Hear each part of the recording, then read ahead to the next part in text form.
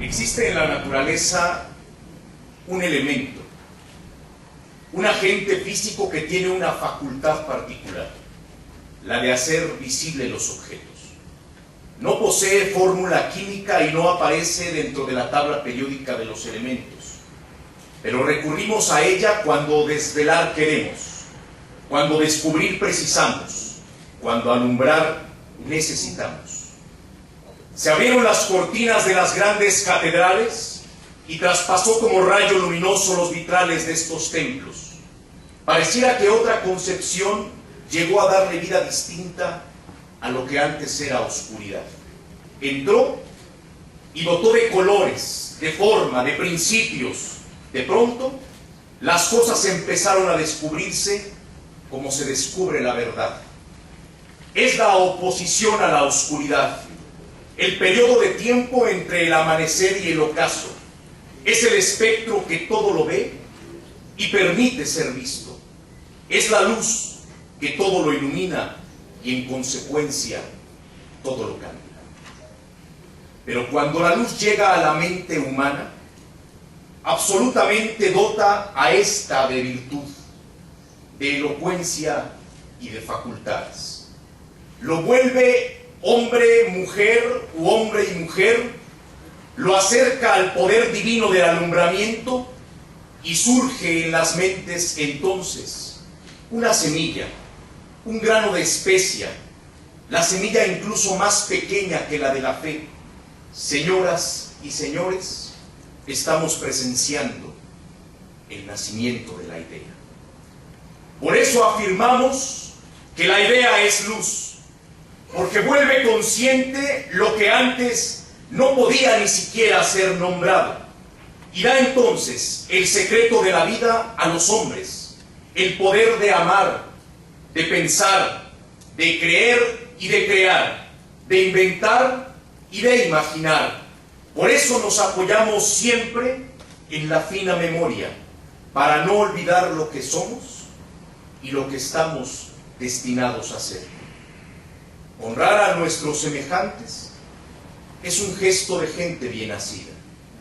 Recordar a quienes con talento caminaron antes que nosotros es de nobles espíritus humanistas, porque están recordando con humildad que no somos producto de la generación espontánea, sino que tuvimos y tenemos padres cuya memoria sigue viva, y eso le permite dialogar a las civilizaciones, enaltecer la democracia, ejercer el poder de la ciudadanía y educar a las nuevas generaciones.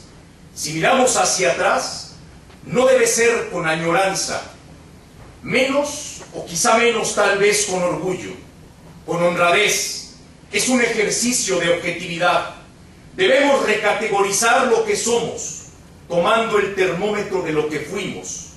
El siglo XXI ya no requiere de falsos simulacros de reconocimiento histórico, sino de verdadero ensamblaje con nuestro pasado. No debemos permitir que honrar a los héroes sea un requisito dentro del calendario cívico, sino un ejercicio permanente de admiración y franqueza, porque si algo adolecemos en estos días, es de figuras verdaderas a quien admirar, de personas a quien emular, de muestras de dignidad a quien empatar con nuestras aspiraciones. Hoy, sobre todo la juventud, carece de héroes, de figuras, de ejemplo. Por eso, la memoria, que es recipiente de los hechos, la guarda de la imagen, la música del pasado, debe permitirnos recuperar nuestro esencial destino. Me niego a seguir viviendo en esta realidad convulsa, en donde la tolerancia y la amabilidad están ausentes, donde todo parece abuso, agresión o violentamiento. Adiós a la galantería, que era sello distintivo del hombre de bien, porque hemos confundido la amabilidad con la insinuación, y el prestigio es algo ya difícil de poseer y de sostener. Miremos al espejo de atrás y veamos ¿en qué estación perdimos el camino? Cierto es que hemos perdido la posibilidad que de una forma elocuente le diéramos empuje a las causas, por ejemplo, importantes de la mujer. Y ahora ellas lo están arrebatando ese derecho a ser, a pertenecer, a crecer y a demostrar. Pero pido, si me es dable, que no perdamos de vista que este mundo es dual y no llega el uno sin el otro. No hay varones sin mujeres ni mujeres sin varones, y todas las demás concepciones de géneros y de roles sociales principian por un hombre y una mujer. Aquí no cabe denunciar sesgadamente la violencia de un género. Aquí debemos condenar generalmente la violencia a todo ser humano. Si pensamos esto, es porque hubo una historia atrás, un espejo que nos deja ver el allá donde algo hubo, algo existió y se concibió, y donde hubo vida, naturalmente, hubo esencia, emoción, pena, energía, virtud y voluntad. En este patio del humanismo, síntesis intelectual de nuestra entidad, se dan cita los brazos que luchan y los espíritus que crean. Por eso me honra el dirigirme a ustedes con la encomienda de abrirle paso a aquel caudal del río misterioso de la vida, para que riegue con su dulzura las cosas nuevas y pueda verter el verger silencioso de la alegría en las flores que habrán de iluminar los nuevos días. Mirar atrás es regresar al regazo dulce y magnífico de la virtud, retomar a ese capullo original donde comienza la transmutación, es escuchar el abrir de las puertas, donde el sol antiguo, añil, experimentado y fuerte, nos revela un presente como pléyade de momentos y que por ser momentos son ricos de matiz, de textura. Es el pasado maestro, sí, pero no de forma elocuente, agita el vórtice de donde nacen las nuevas expectativas. Es mentira que se afirme que el pasado se ha ido. El pasado habita en nosotros, nos constituye, nos alimenta, nos nutre y nos envuelve. Siempre he concebido que el pasado es una manera del sueño y que cada vez que la sien reconforta en el hecho de la noche, comienza el sueño, es decir, el pasado, que no está años atrás, sino exactamente nos acompaña detrás de nosotros. Aparece entonces el pasado, revelado en forma de sueño para reseñarnos como el presente, aparecerá con el despunte de cada aurora. Con cada amanecer, desaparece el pasado y da paso a su hijo, el tiempo actual, que se vive y se consume a sí mismo. Entonces, el presente es parido como idea luminosa todos los días, y todos los días vive y muere, es decir, desde el amanecer hasta el ocaso, y recrea el inevitable destino de la existencia humana, y sucesivamente así. Repite 365 veces cada vuelta el infranqueable signo del hombre de nacer, crecer, reproducirse durante el día y morir, paradójicamente, con el nacimiento de la noche.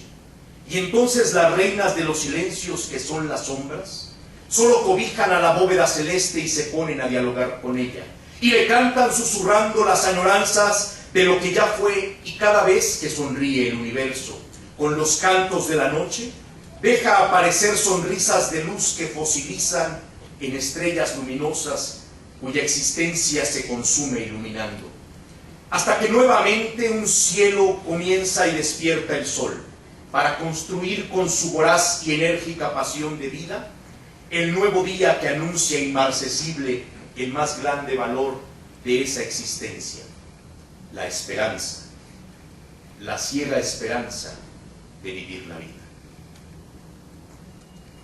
Hoy acudimos resueltos nuevamente a esta cita vital, la instalación de nuestro Consejo Ciudadano de Historia, Cultura e Identidad Mexiquense.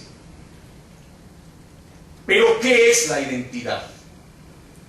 ¿Acaso una idea desgastada de sentir que pertenecemos a algo o provenimos de algo? ¿O que algo en nosotros habita pero verdaderamente no logramos descifrar? Para algunos críticos dirán que la identidad solo es un discurso que nos repetimos porque creemos que viste de luces nuestro traje gastado de tiempo y tradición. Afirmo categóricamente que es una falacia que utilizan quienes les abruma el peso de la cultura y el saber. La identidad es el mejor ejercicio de la voluntad humana. Es la creación de un espacio o tiempo que nos permite la identificación, distinción y reconocimiento. Es darle paso a la otredad, es aceptar y admitir a nuestro semejante, comprendiendo que sin él no somos y sin nosotros no estamos. Considero que debemos redimensionar y reeducarnos bajo el concepto actual de identidad. Y principio diciendo que es la forma más asertiva de hacer patente la existencia del ser humano en el mundo. La identidad le da a los pueblos categoría de pensar y de sentir. Entonces identidad nos revela no como un regalo, no como una herencia, ni mucho menos como una dádiva, sino como la enorme oportunidad de saber lo que somos, el hilo de cuya madeja vamos a desenredar los ovillos que traen consigo los días y preguntarnos, nuevamente preguntarnos la perenne duda, ¿cuál es nuestro origen y cuál es nuestra verdadera misión en el mundo? Identidad es entonces una interrogante permanente, una cuestión en forma de acertijo que debemos resolver si queremos permanecer en este imaginario colectivo de la unidad y la pertenencia. Identidad te da utopías. Un joven tribuno me recordó esta frase de Eduardo Galeano: la utopía está en el horizonte. Camino 2 pasos, ella se aleja 2 pasos. Y el horizonte se recorre 10 pasos más allá. Entonces, ¿para qué sirve la utopía? Para eso sirve, para caminar. Permanecer no es persistir. Pertenecer no es existir.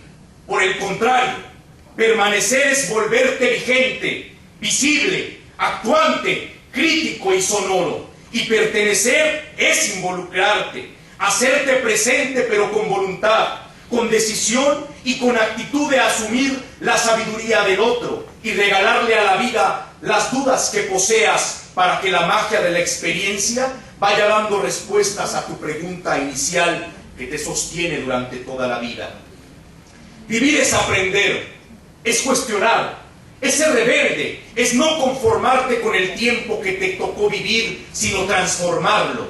Sea una parcela o una hectárea, sea una llanura o una montaña, sean los secretos del mar o la insondable esfera celeste. Identidad es entonces existir con propósito y vivir cumpliéndolo. Es alimentar las destellantes alegrías y vicisitudes del camino que habrás de emprender, porque tus padres fundadores y tus padres originales una cosa te enseñaron: a caminar sereno, a transitar con mesura, a revelar tu verdad, a estremecer tu sitial, a enaltecer con valor, a confrontar tu hechura, a trabajar tu montura, a dialogar tu silencio, a verbalizar tu dolor, a entender tu sentimiento y a conversar con tu hermano. Solo quien conoce y ama su vida, ama entonces su pasado.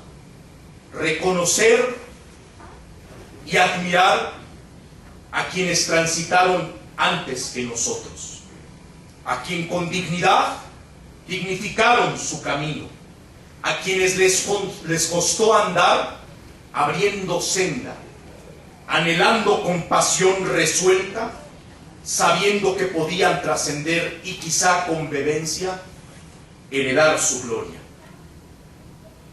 Por eso amamos la historia.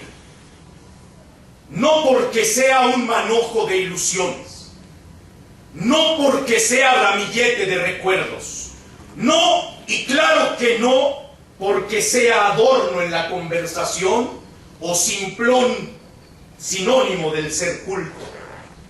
Amamos la historia porque nos amamos a nosotros mismos, a nuestro semejante, porque amamos verdaderamente a la vida y su fructífera andanza, porque arropamos los frutos del tiempo, cuyos renuevos vuelven a ser semilla que rompen la tierra y ven la luz, porque la historia es nuestra guía, son las respuestas del futuro, son la promesa de nuestra vida. Para eso es la historia, para recordarnos el recetario puntual, la fórmula de lo que debe ser la buena vida y las nobles costumbres. Por ello, comienzo a dar respuesta a la interrogante inicial. Por supuesto, que identidad es tradición. ¿Y qué es la tradición sino la sucesiva práctica de lo que nos hace felices y fuertes? Y además, nos otorga el botón de la igualdad. Es un hábito arraigado en la conciencia colectiva. Pero las tradiciones no lo son todo, ni tampoco son verdades incuestionables. Las tradiciones deben adaptarse a la sociedad y su dinámica, deben caminar al paso del hombre. Tradición que, conservando sus fieles pilares, se adapta y se mantiene vigente y además propone y postula, está destinada entonces a ser herencia y trascendencia. Con estas palabras, evoco el pensamiento de quienes vivieron una vida verdaderamente prolífica, incansable, a quienes el miedo era un alimento y la frustración no existía en su mente creadora. Desmitifiquemos a los héroes, bajémoslos del pedestal inaccesible e inalcanzable, traigámoslos aquí a dialogar con nosotros y sobre nuestra realidad, que si algo supieron darnos fue su ejemplo, y hoy, mucho más que antes, lo necesitamos para sobrevivir. Leyendo a Enrique Krauss encontré algo al respecto. Los héroes son necesarios y deseables, pero así como en la infancia funcionaron como motores de ideales y de imaginarios, en la adolescencia o en la madurez deberían ser revisitados para que nuestra conciencia los desmitifiquemos y finalmente podamos exhumar y con ello traerlos a tierra firme. Debemos acercarnos a una comprensión cercana y humana, porque puedo afirmar, consciente de que el tránsito por la tierra es a la manera de Díaz Mirón un valle de lágrimas que abate, y ellos fueron mujeres y hombres que mantuvieron una existencia al límite de las emociones. Abrazaron con verdadero afán un propósito y una empresa, quizá un sueño, quizá una quimera, pero al fin lograron una creencia firme y construyeron su grandeza y su categoría bajo el influjo del encanto que da la cultura. Tuvieron la virtud de escuchar el latir de sus días, interpretar su realidad, asumir su destino con el carácter que te da la disciplina y el tesón de construir, de edificar. De ahí su condición de arquitectos, porque primero esbozaron una meta, se alimentaron de conciencia, le dieron templanza y gallardía como es y debe ser el templo de los verdaderos seres humanos. Forjaron al calor de la verdad y conscientes de que el mundo es la enorme y grata posibilidad de engrandecer la virtud. Dar espacio a la crítica, aprender a mirar de frente a la historia y a la cultura y a uno mismo como ente social, con el fin de ponerle dudas y hacerle tantas preguntas como sea posible. En otras palabras, superar las vicisitudes mesiánicas, las polarizaciones acríticas que obedecen a un pensamiento fanático religioso o mágico o irracional. Somos vulnerables porque no conocemos el pasado y desdeñamos a los héroes, a los poetas, a los artistas, a los librepensadores, a quienes fueron rebeldes porque su naturaleza humana contrastaba con su estatura de gigantes. Le hablo a la juventud. Les hablo con pasión y con libertad, y pongo en su sino los más elevados y nobles deseos de bienaventuranza. Pero dejo también una sentencia. Si ustedes por asomo, aunque sea, desdeñan a los forjadores de esta ciudad y de esta entidad, estarán empeñando su futuro, dejando que otros vivan la vida que les corresponde. Porque no voltear a ver a los próceres de nuestra tierra es como si renegáramos de nuestros apellidos, que son herencia y regalo de nuestras familias. Así como se encuentra consuelo y alegría en los abuelos, así como obtenemos carácter y disciplina en nuestros padres y madres, así como logramos un abrazo fraterno de nuestros hermanos y amigos, así de tierna, así de dulce y sobre todo útil es la memoria de los pueblos, reflejada en sus mujeres y en sus hombres. No importa, jóvenes amigos, que ustedes sean químicos, matemáticos, médicos, poetas, que mucha falta hacen, o filósofos, o sociólogos o juristas. Ahí en la rotonda de las personas ilustres, antes bien dicha rotonda de los hombres ilustres, porque, hago un paréntesis, consultando el diccionario de la Real Academia Española, la palabra hombre encuentro que significa ser racional, animado, varón o mujer. De ahí que afirme que el lenguaje no debe ser instrumento de exclusión o arma de combate. El lenguaje por naturaleza etimológica nos incluye a todos. La batalla que ganaremos por la igualdad y la equidad social no la dará aprendiendo a distinguir lingüísticamente. La ganaremos en la vida cotidiana de mujeres y hombres, donde no nos humillemos unos a otros y donde se respete la dignidad humana. El descontrol de la globalización nos ha traído, desafortunadamente, el desconocimiento del humanismo. La masificación y la producción en serie da poco espacio a la autenticidad. La mera innovación reprime la creación. La imitación vulnera la imaginación. La cosificación de lo humano prohíbe la reconciliación. La falta de interpretar nos da distanciamiento y nos aleja del entendimiento. La cerrazón nos separa de la emoción, la disidencia de la inteligencia, la prudencia de la elegancia, la discordancia de la consonancia, la arbitrariedad de la amabilidad, la soledad de la integridad e integralidad, y las redes de las sedes donde habita el corazón, la razón, la pasión, para privilegiar no lo ufano, sino lo humano. Dicho lo anterior, la rotonda de las personas ilustres representa en esencia un sitial de honor a quienes con el hilo de la valentía bordaron palmo a palmo una vida de honor, un ejemplo de lealtad, una muestra de virtud, una porción de grandeza, fundamentalmente el pasaporte al porvenir de lo que ahora somos. Ellos dieron rostro al Estado, pero no solo ellos, sino lo que representan. Ellos nos representan a cada uno de los que aquí nacimos, aquí llegamos o aquí hemos decidido formar un hogar.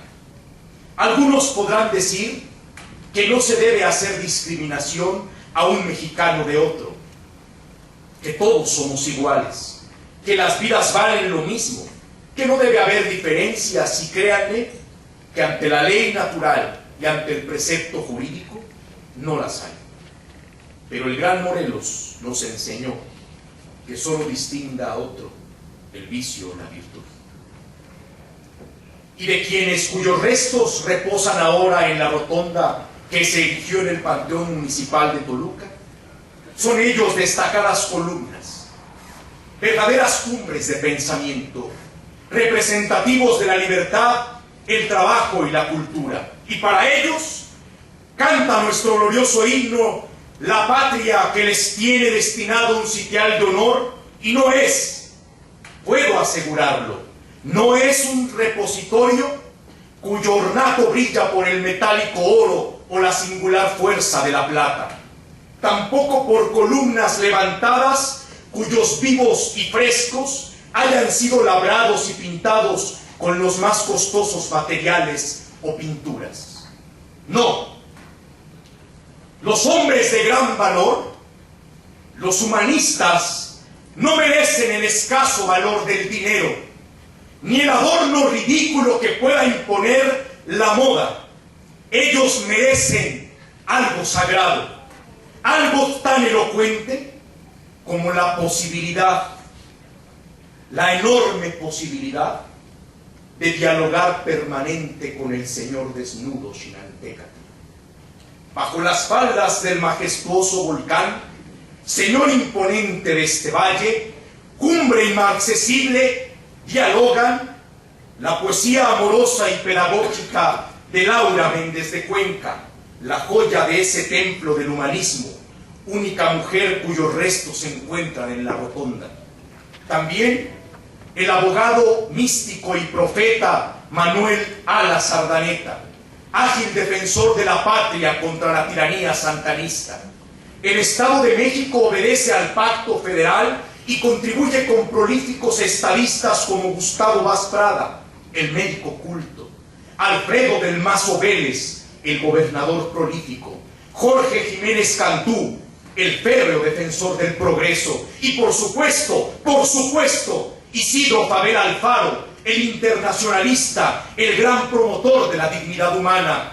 En ese marco circular reposa la gallardía de Plutarco González, el genio militar de la Reforma, así como el erudito Anselmo Camacho, el hacedor de cultura Mario Colín Sánchez, el docente y geógrafo Daniel Delgadillo, el abogado Prisciliano María Díaz González, el científico prominente Silvano Enríquez Correa, el etnólogo imprescindible Alfonso Fadila Montes de Oca, el genio deslumbrante del padre Ángel María Garibay Quintana, la labor periodística y de investigación acuciosa de Andrés Molina Enríquez, el maestro de gramática y formador de generaciones Miguel Salinas, el intelectual Aurelio J. Venegas, el maestro Felipe N. Villarello y el brazo afanador de la abeja de lumbre mayor Juan Josafat Pichardo Cruz. Cohabita la genialidad de los trazos de Pastor Velázquez y del gran retratista Felipe Santiago Gutiérrez, la música elocuente de Manuel Esquivel Durán, que combinan con los rodillos magníficos de Leopoldo Flores Valdés. Este sitio le da portento a la voz de oro de Manuel Bernal, a la poesía de Abel C. Salazar, alberga la figura del bate Juan B. Garza y al enorme cuadrilátero de poetas como el culto Enrique Carniado, el ilustre Heriberto Enríquez, el dulce José Luis Álamo y el genio perenne Horacio Zúñiga Anaya. Pero estoy seguro, y autoaplico fe de ratas, que los restos de estos altos varones y de la gran maestra Laura Méndez de Cuenca no reposan en la rotonda, y sostengo mi dicho bajo este principio. Los ciclones no conocen el reposo. Sería antinatura su afirmación. No pueden conocer el reposo quienes fueron hacedores de tempestades, verdaderas rebeldías, incontrolables espíritus virtuosos. No se puede hablar de calma ante quienes el asombro y el desafío les serán comunes. Por ello, no se puede hablar de pasividad ni tranquilamente de estos titanes de la libertad, elementales en una sociedad científica, artística y cultural de nuestro Estado. Para ellos, sin más, sin nada más, un sepulcro para ellos de honor. Elevemos la gracia de nuestro orgullo, porque fueron sobre todo grandes humanistas, enormes humanistas. Son la base del pensamiento patriótico del Estado de México. En su historia de la eternidad, Borges, el genio ciego de la fantasía, nos regala un concepto. No se pueden comparar inmóviles piezas de museo con estas que son vivas piezas, poderosas y orgánicas. El movimiento, ocupación de sitios distintos en instantes distintos, es inconcebible sin el tiempo. ¿Cómo pude no sentir que la eternidad anhelaba con amor por tantos poetas? Es un artificio espléndido que nos libra. Señores integrantes de esta mesa, público que me escuchan, ¿cómo no pude detenerme antes a hablar de la eternidad? Que es la suma del tiempo y las circunstancias, pero que ahí permanecen, ahí perduran, ahí están como olas de sonidos que van y vienen formando con sus vibraciones ondas de calor expansivas que irrestrictamente tendrán que generar luz. Luz para un mundo donde aspiremos a un mundo que verdaderamente sea nuestro. Hija, admiro a los hombres porque ellos me enseñan a educarte.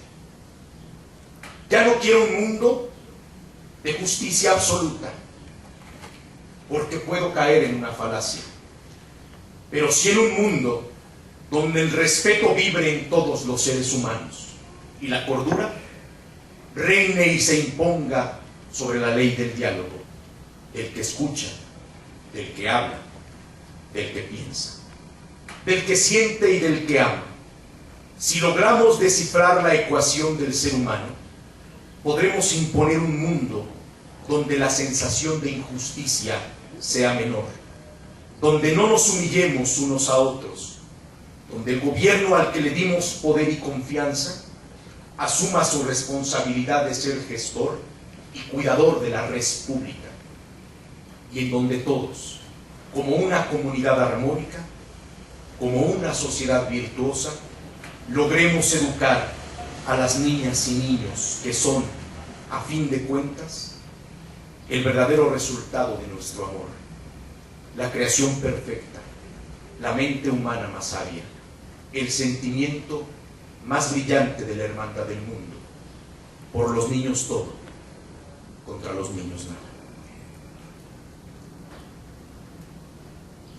Que nuestra voz se imponga para abrazar al otro, para entender al otro, para amar al otro. Los hombres de antes nos enseñan a los hombres de ahora una virtud. Enseñemos los hombres de ahora a los hombres y mujeres de mañana algo más grande aún, un ejemplo, una oportunidad, una esperanza.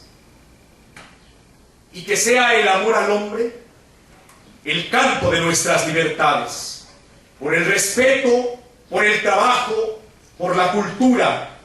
Y cuando llegue al final del camino, no pensemos en la muerte que ya hemos conjurado esta tarde, sino en la vida que ahora estamos construyendo.